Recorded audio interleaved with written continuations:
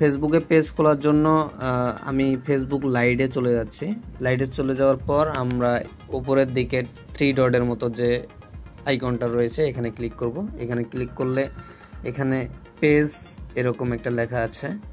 তো পেজে আমরা যদি ক্লিক করে দেই তাহলে এখানে ক্রিয়েট পেজ নামে একটা অপশন রয়েছে, এখানে ক্লিক করতে হবে। এখানে ক্লিক করলাম, তো আমরা গেট স্টার্টে ক্লিক করব।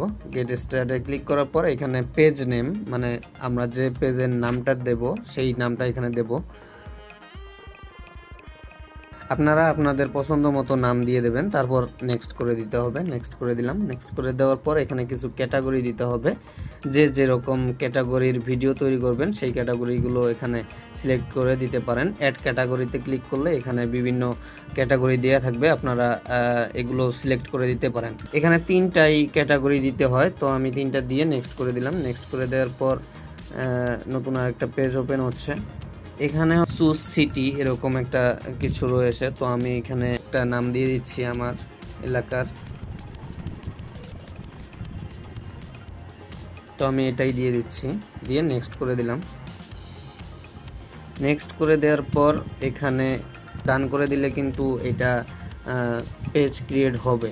তো এখানে স্কিপ করে দেই, স্কিপ করলেই কিন্তু পেজটা ক্রিয়েট হয়ে গেল। অথবা নিচে যে ডান ছিল লেখা সেখানে যদি আপনারা ক্লিক করে দিতেন তাহলেও কিন্তু পেজটা ক্রিয়েট হয়ে যেত।